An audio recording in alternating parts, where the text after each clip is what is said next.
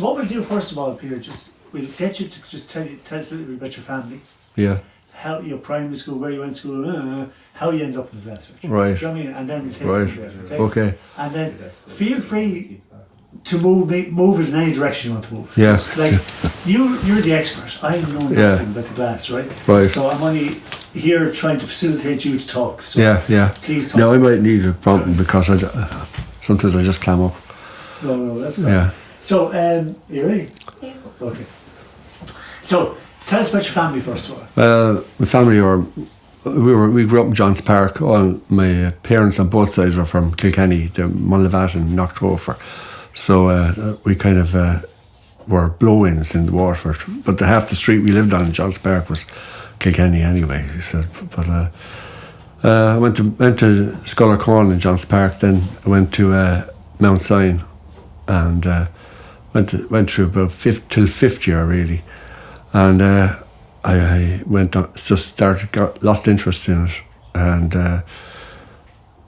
then we used to go on the duck, as they say. So I remember how I ended up in the glass factory was I was on the duck with Tom Gleeson, a friend of mine, and we were being at a matinee in the Savoy. It was I remember well, South Pacific, and we're coming out Johnstown, and standing outside the factory was Tom Dempsey, Mr. Dempsey we used to call him, but he was a security man in the glass factory, and he was about 6'2", but he had a big grey coat, all gold buttons, and well lads, he said, yeah, and we said, well, Mr. Dempsey, you looking for a job? He said, and we said, what? He said, come on, go in there. He said, go in there.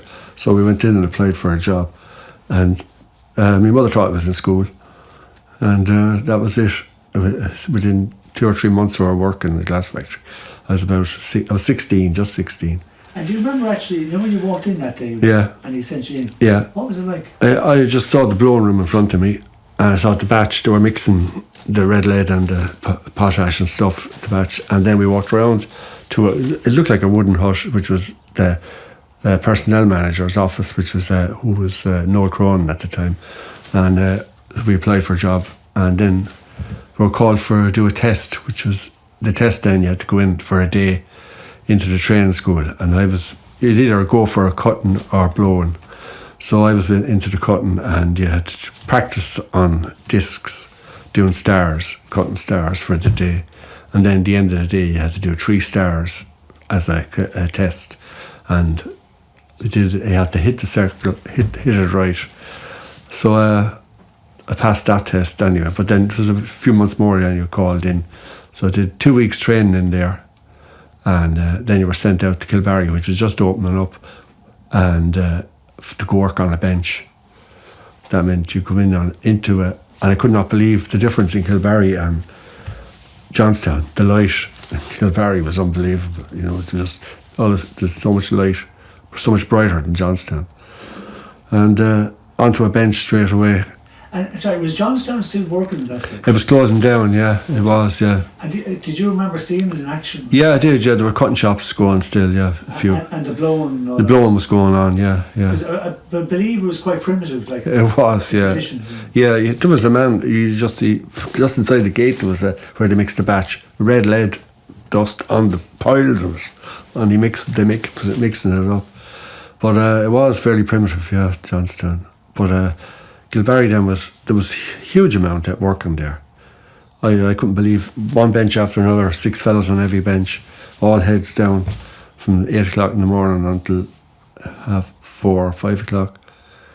And you had to, straight away you were on piece rate, and that affects your wages every week. And just explain that for people, because people might not understand. You get a price on every glass. There's a price on, say you do 60 stars an hour. Well, if you did 60 stars an hour, that was the target. And that'd be 2.5 trays. You had to put a tray up beside you, cut the stars.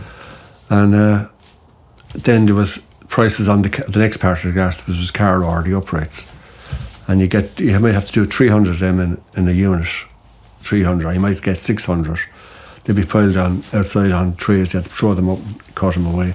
The master cutter cut them in Carborno first, and you went over what he cut in fine cutting. It's 2 different processes. It was a ceramic wheels, and they gave a lovely finish, but your cut had to match his cut. Your profile had to match his profile, or you were getting delayed and things like that.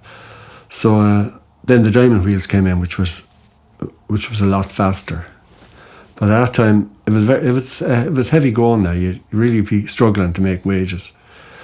But some fellas were really fast at it. Other fellas wouldn't have been as fast, you know.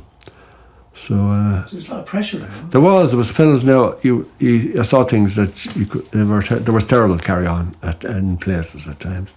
People shouting at people and bullying fellas to go faster and things like that. But then and like, would some fellas not be able to cope with that? some fellas were not able to cope with it. I won't say any names, but some fellas had to leave over it, pressure. And then there was strange things went on in there. But I just a little story. My brother was deaf, but there was about 5 or 6 deaf cutters in there. But they were really good workers. There was no problem to getting them a job in the factory because there was no distractions for them. They weren't talking. They were just focused on their work all the time, and they had a good name. So my brother got a job in there on the strength of that. But he wasn't mature enough at the time, and he just thought he was coming to play games and backyard, throwing sponges at fellas. So he was gone within a week. But then, after I worked there in the cutting shop for 17 years, and then an opportunity came to get into the engraving, which suited me down to the ground because I was drawing all my life. I loved art, and went in there and I thought this is not work, not compared to what I was doing, but you couldn't say that. But I had a great time in there. So you're in heaven, man. I was in heaven, yeah. Okay. Just to go back to what you said about your brother. Yeah. Wasn't there a place in the factory? I have this vague memory of somewhere in the factory where, was it for the washing section? There was a lot of deaf people employed. At some point. There was 2 or 3 girls in the packing, yeah, down there, yeah. They were It deaf. was so noisy there. Yeah. Oh, they were mighty nice, yeah. Yeah, I don't remember that now, but the cutting shop was fairly noisy now as well. And come here, you said you were cutting for 18 years. 17 years, 17. yeah. Like, it takes an awful lot of discipline and patience to be able to do that every day for all that time. Yeah, it is, yeah. I mean, how did you cope? I don't know. We used to do crazy things like we used to disappear. We were into music at the time, so we used to on a Friday we'd go down and get the boat train, and we'd be in London and in the next morning at 5 o'clock in Paddington, and we used to go to the Marquee. We used to go to concerts and things. Then we'd come back on the boat night train on a Sunday night from Houston back to Rosslare and walk into to work without having slept, things like that. But that was when you were young. You wouldn't do that anymore. But so you'd head off we used to head off, yeah. And go mad. Yeah, we used to, yeah. But the money was good, you see. Yeah. You could do a lot of things on the money. I mean, you never had to save for your holidays, you know. You get a holiday bonus, summer bonus, and you get a Christmas bonus. But it was good for, but it was hard work. You know what I mean? People started off with nothing on a Monday. You know, you had to work it to get your money, get your average, as they say. But then you had to. But there was benches. There were what? I was in K2, and there was I'd say there was 40 benches there, and there was one man supervising all of that. But they didn't have to really, because the master cutter was doing. Everybody supervised each other. Because everyone's wages depended on everybody else on the bench. So it was a great system for managing the company. Right? Yeah. But at that time, you see, in the early 70s, you buy a piece of wall for glass, you could be waiting 6 months for it. Such a demand for it. But that was the opposite towards the 90s. Then, where there were just loads of stock there, nobody buying it. So things changed. Things changed. Market changed. Yeah. And when you were working then, like within the bench. Yeah. Like there was the master cutter. The master cutter, first helper, second helper, all the way down to the apprentice on the end. The apprentice is a 5-year apprenticeship, so you know, and the work would be divvied out to the higher skilled fellas that get the skilled work. So. And you didn't determine who you were with, though, did you? No, you could be put onto another bench. So you could be with people that you really like. Yeah, and be changed. You could. Yeah. But, it was funny, and it'd be mixed. Then it'd be country lads, you know, and the slagging that went down is unbelievable between country lads, you know, And would you have had the tourists coming through and all that? Not at that time, no. Then if you were in K4, which was there was 3 Ks, K1, K2 and K4, cutting shops and blowers at the top, cutting shop to all the way down. And the tourists started going down through K4. And they used to wander in on benches then, like just, you know, fellas, there was things that went down, fellas entertaining them, you know. And then they organised it more in K4, they actually established a tourist trail. And which was a great thing, really, I suppose. I was on that. After 17 years, I went into the engraving, and I had a bench in the engraving, which was the first on the door inside. Of the tourist trail, you just go down the side. So that meant every tour that came in, they just converge on you, and you keep your head down, just because you leave the tour guides do the talking, you know, and all you'll be hearing is how much are you earning. I don't know, just things like that. Sean Egan behind me, Sean used to say, if I told you that, I'd have to kill you. So, you survived the cutting. I did, yeah. Shop. I did. That was great, though. I mean, the social side of it was great, yeah. 5-a-sides and all the, you know, things like that. Soccer competitions, things like that. It was great social side. So there was a kind of a big social scene in there. Was, yeah. They had the sports and social centre then was built, and you had the pool and everything, the sauna, all that. So there was a lot of like that, a lot of things like that going on. Then, as I said, I went into the engraving then, and it was another apprenticeship, a 10-year apprenticeship in the engraving. And it was very kind of formal, but we kind of we were after coming out of the cutting shop, and it was rough and ready, and we weren't. There was 5 of us went into the engraving at the time, and we weren't going to. It wasn't going to be as formal an apprenticeship as the one we were after having. So I mean, they wanted us to work straight away. So there was a huge demand for world globes. That was the thing you started at. You know, the globe. It's a globe of the world. And it used to take you a day maybe to do it, but they used to be selling them for 2,500 each or something. But there was a huge demand for them. That's what we were on doing them for 6 months, solid.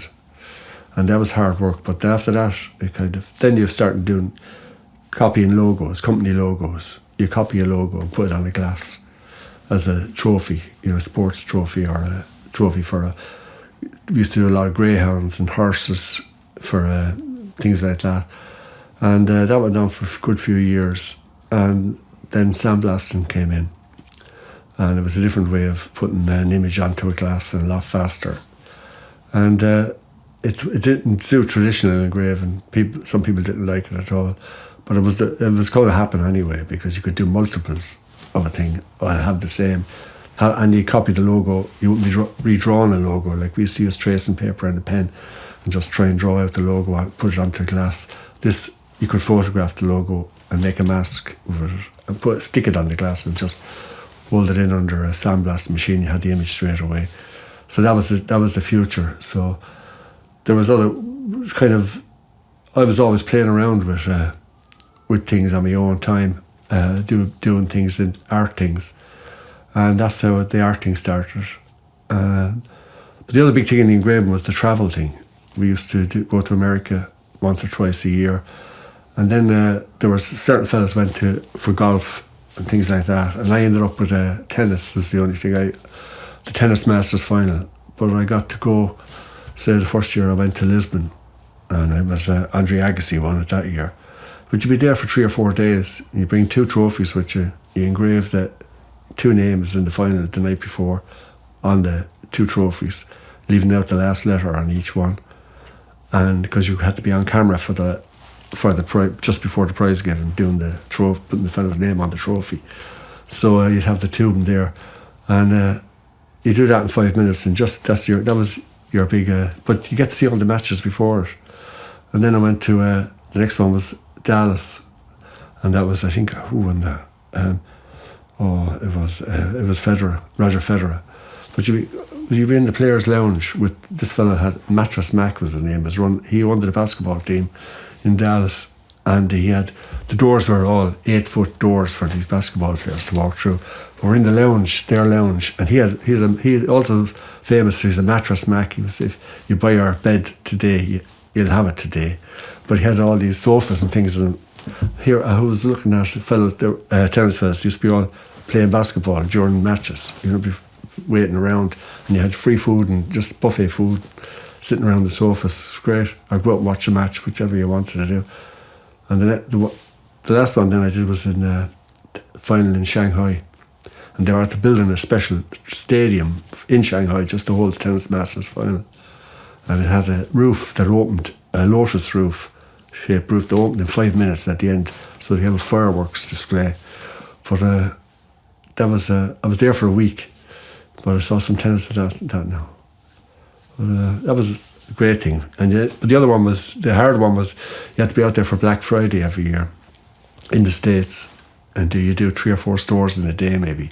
You might be on 2 planes in a day to get you to another store, and you have free engraving, and you'd have a queue out the door, and you'd have to be handing you they have one person on one side handing you the glass and what they want inscribed on it, another person taking it off, packing it and giving it, and that's the way it went on for the whole day.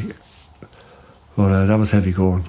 But then it was the art thing started for me. They brought over artists, and I got into that, and I ended up in New York then with Dan Daly for a week, finishing off a piece for the Graphic Council of America. Brought me over, and that was fabulous to get a chance to do that kind of work.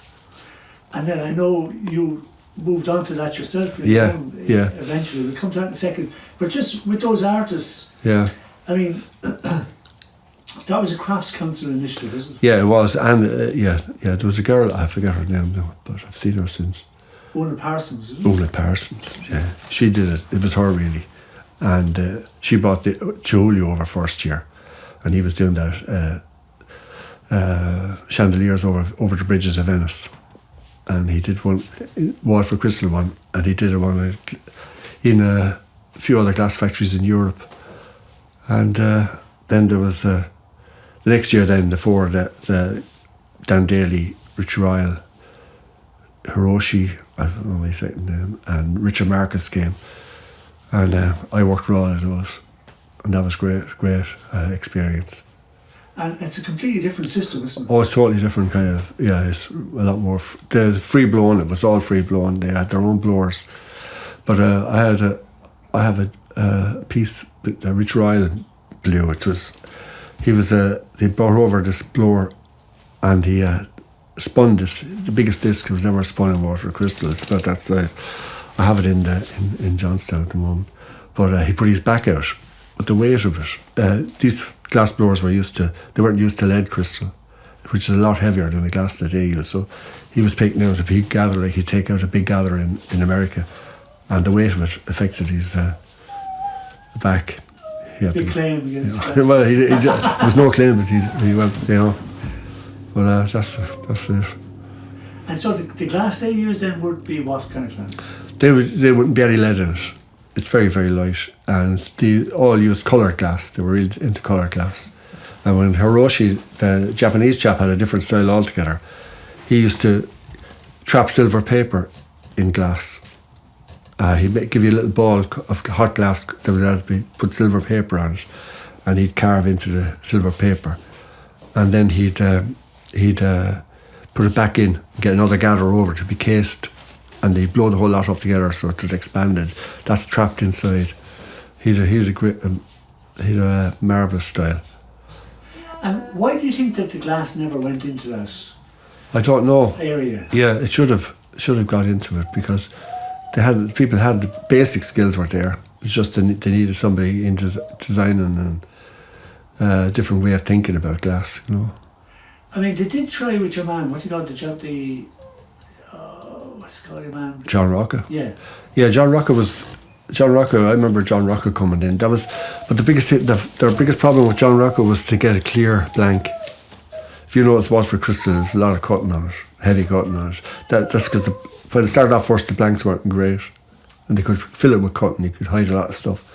So biggest problem for John Rocco was he wanted a clear glass and just minimal cutting on it. But that took off for a while in America. That with young people were not the traditional Irish American. We didn't go for it at all. Because you were saying to me earlier that there is a big market in America for art glass. Oh, there is a huge market for art glass. Yeah, that Waterford Crystal never tapped into. Yeah.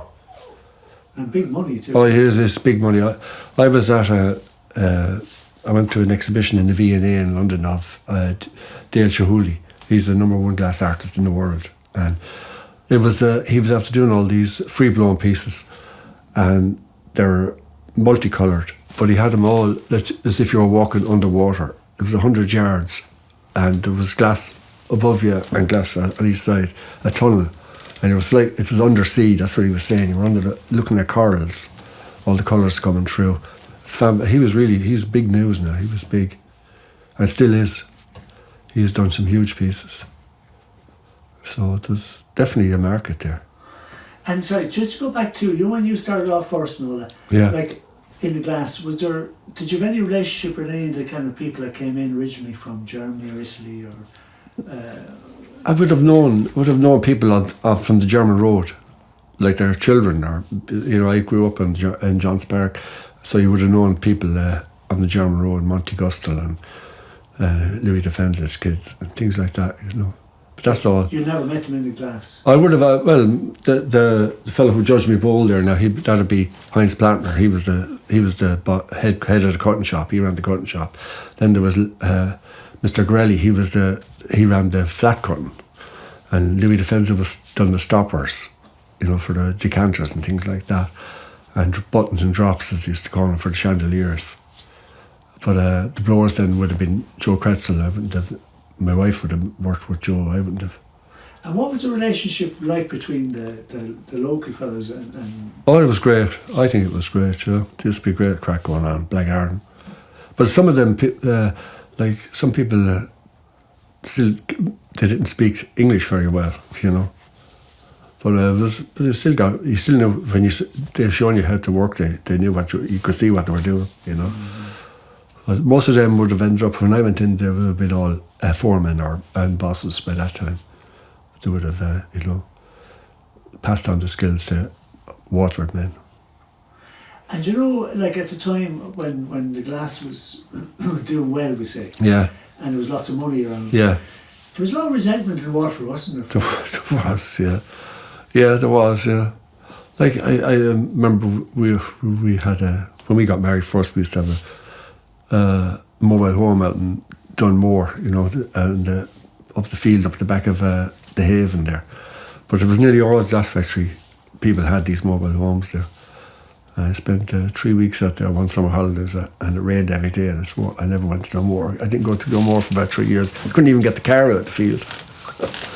But there was a lot of money. But they gave to a lot of charities in Waterford now.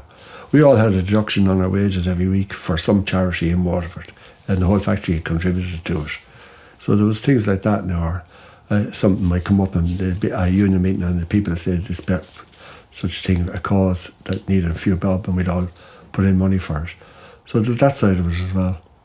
But I suppose most of the fellas in the factory were working class fellas. They were, yeah. And probably in other working class situations, the wages weren't as good. No, they wouldn't. So they were looking at Waterford Glass and they're kind of resenting how much you were getting paid. I know the work was really hard. Yeah. But there was probably that element of... There was, I'd say, yeah. It would have been alright. and you were swanning around. Yeah, swanning around. I think about it. Yeah. Well, we didn't really start saving until I got married. The people say, you should save.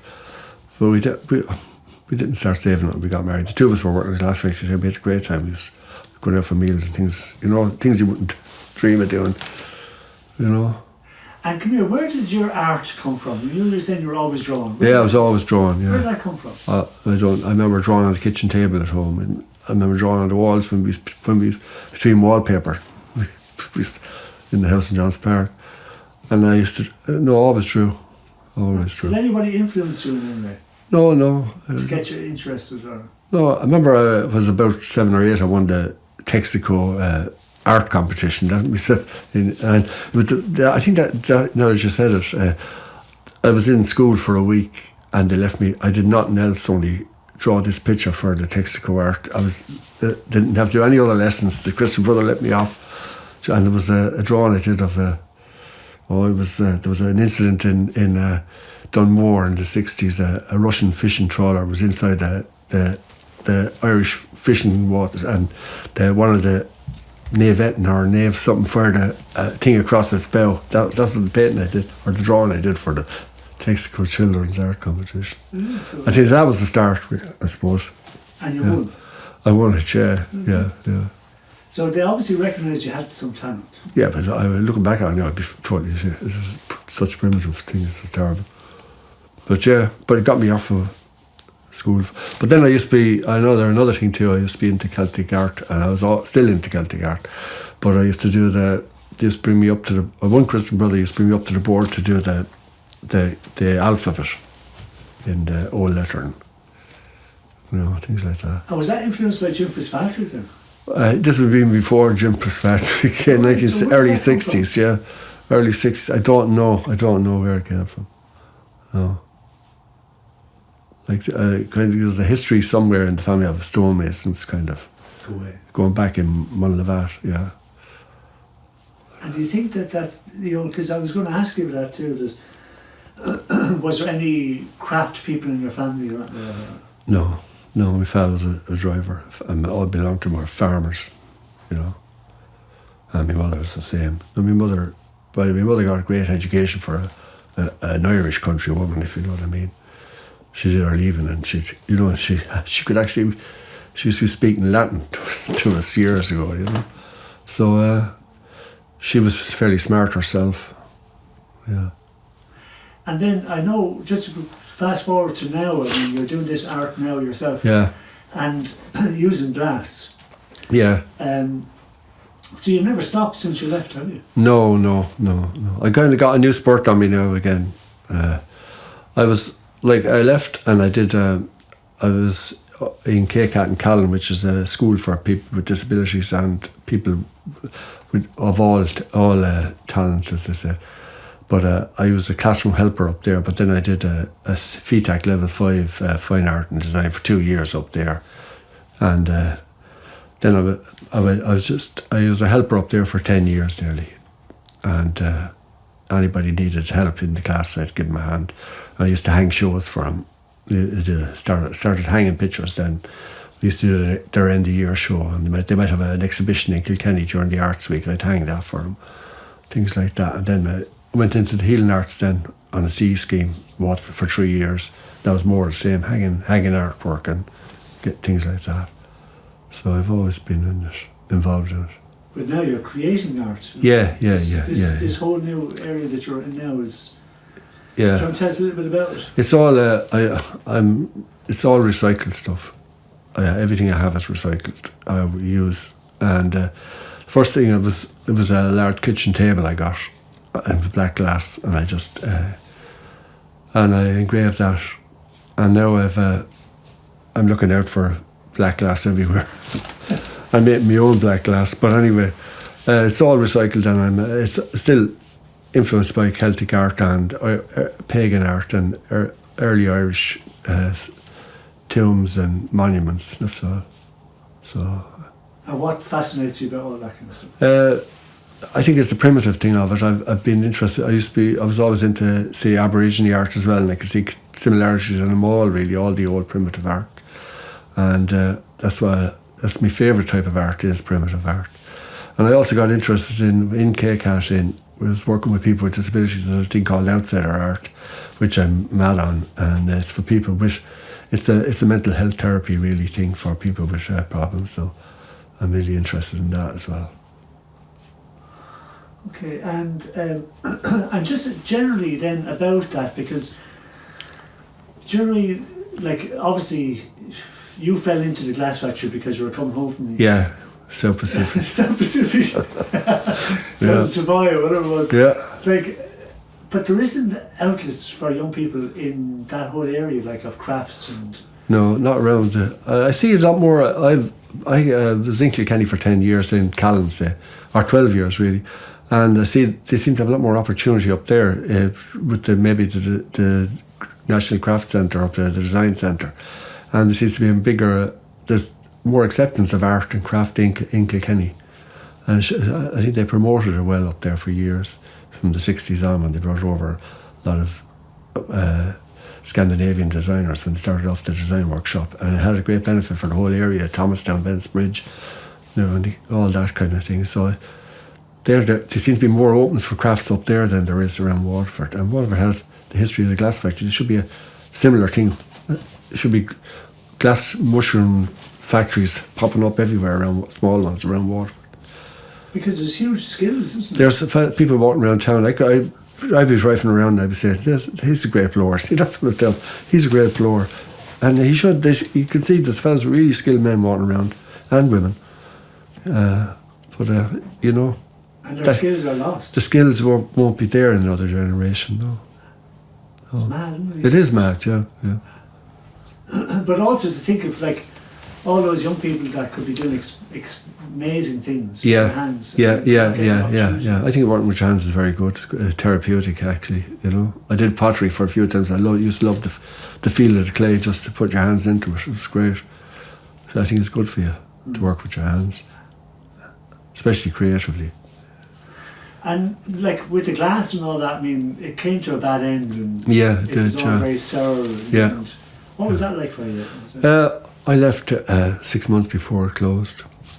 I was 39 and a half years there at that time. And for circumstances I had to leave. But it's sad. I still feel sad just passing it every day and seeing a bunch of rubble in the place. And I hope whoever has it keep the office block anyway, the original office block itself. It's a fine building, it shouldn't be knocked, whatever about the rest of the showrooms. But it's sad to see that. I often I used to walk across from the canteen. We were walking back from the end of the day, and I was saying, look, there's people here, there's about 2,500 people earning a living here, and it's only glass. I was saying, who's going to buy all? But at least they were doing it, highly skilled, and that amount of work has gone out of the town, you know. And even the slagging, it's the terrible slagging with Kilkenny fellas and Waterford fellas, you know, they all think if you knock down the bridge tomorrow, everyone in Waterford have a job, and things like this. But there was a great camaraderie as well, because you got to know fellas I would have known a lot of fellas from Kilkenny because of my father and mother, like. But no, it's sad to see it all gone. But I like to see the Kite place is a nice little place going. Yeah, I mean, obviously there's potential more. Yeah, there is, yeah. But I mean, someone has to move on it. But, yeah, they do, yeah. I think there should be a school, anyway, a school of glassmaking here, like the one in America and the Pilshocks and places in America. They're all government-sponsored schools. And they'd be fascinating. They would. They'd be very innovative for Waterford, wouldn't they? Yeah, it would, yeah. It could. I mean, the history is here. You only have one step away from, you know, the skills are here, you know. Oh, I think it's a thing that shouldn't be lost. Anyway, Peter, thanks very much. And can we get you to talk? Stay where you are for a second. Yeah. Could you just talk a little bit? Now you were saying about this is what you used to do. Well, you're an apprentice. This is the test you would have got anyway. Say this, it's a star. You have to cut 60 stars an hour, 1 a minute, and you'll be there on a wheel. You'll be just, you know, like that. And before you get left near any other part of the glass, you have to cut them.